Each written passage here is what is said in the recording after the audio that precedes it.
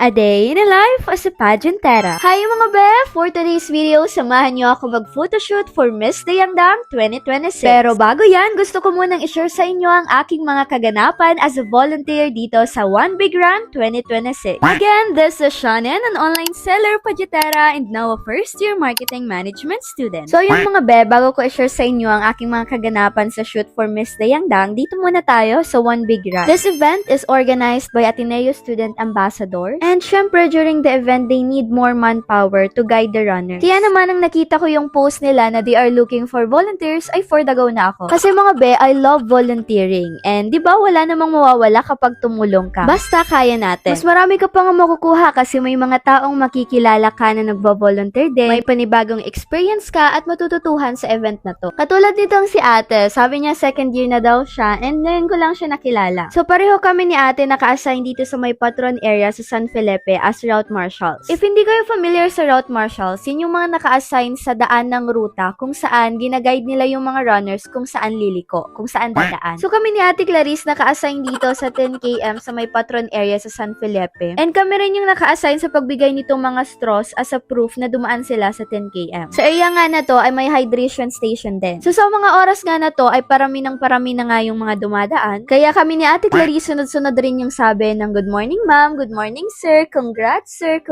ma'am. At ayun, sobrang nag-enjoy talaga kami at this time ay wala nang dumadaan dito sa area namin. Okay, tumbling, Shannon!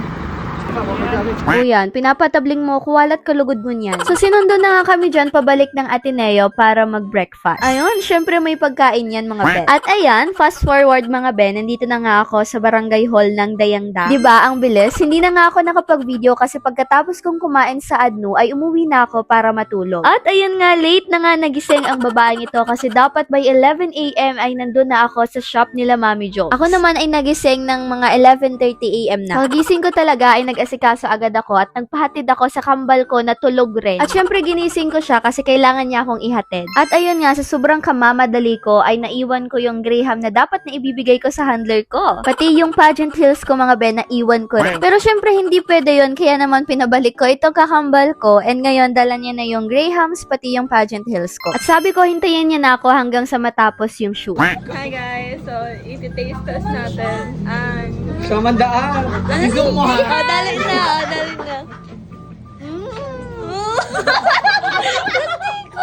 So at this time, tapos na akong ayusan and pinipicturean na ako ni Mami Nard. So the Miss Dayangdang 2026 is open for the queens na taga rito sa Naga City. But of course, there are still qualifications to join. So ang event po na to ay mangyayari sa January 31, 2026 and I invite you all po to watch and join us during the coronation night. In the middle of our shoot ay nagbigay sila ng snacks at nag-numbering na kami based on our height. And so, I am your candidate number 4 for Miss Dayangdang 2026. Ito nga ang aking unang pageant this year and I feel like it will be a memorable in God's grace.